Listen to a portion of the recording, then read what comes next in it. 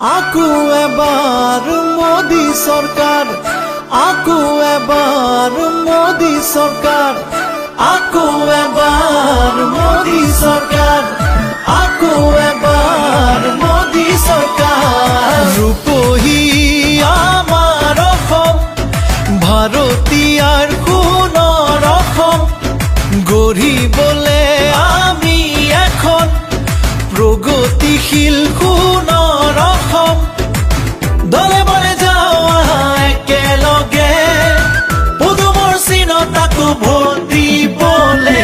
আকৌ এবাৰ মোদী চৰকাৰ, আকৌ এবাৰ মোদী চৰকাৰ, আকৌ এবাৰ।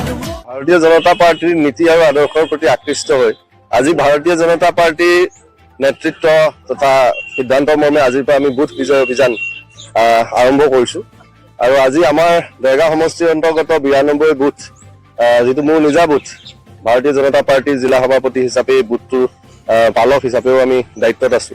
ইয়াত আমাৰ বুথৰ সভানেত্ৰী নিউজ দত্ত ডাঙৰীয়ানী উপস্থিত আছে, আমাৰ মণ্ডলৰ সভাপতি মহোদয় উপস্থিত আছে।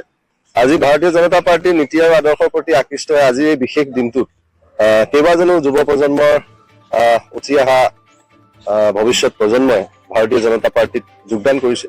আমি উৎসাহিত এই যুৱ শক্তিৰ সহায়ত, এই যুৱ শক্তিৰ অংশগ্ৰহণেৰে ভাৰতীয় জনতা পাৰ্টিৰ নীতি আৰু আদৰ্শক যুৱ প্ৰজন্মৰ মাজত প্ৰতিষ্ঠা কৰা, লগতে ৰাজনৈতিকভাৱে আমাৰ অসমখনক সুৰক্ষিত কৰাৰ ক্ষেত্ৰত মাননীয় মুখ্যমন্ত্ৰী মহোদয়ৰ যি সদিচ্ছা, অসম চৰকাৰৰ যি উন্নয়ন আৰু প্ৰগতিৰ যি যাত্ৰা, যুৱ প্ৰজন্মই যি আশাৰ বাট দেখিছে এই চৰকাৰখনৰ উন্নয়নৰ যিসমূহ সিদ্ধান্ত পদক্ষেপ, তাৰ জৰিয়তে যুৱ প্ৰজন্ম আজি উৎসাহিত আৰু আজি এই যোগদানো তাকে প্ৰমাণ কৰিছে। আৰু আহি থকা দিনবিলাকত আমাৰ দেৰগাঁও অঞ্চলেই হওক বা গোলাঘাট জিলাৰ অন্তৰ্গত সমূহ মণ্ডলত এনেধৰণৰ যোগদান কাৰ্যসূচীৰ ইতিমধ্যে প্ৰস্তুতি হৈছে।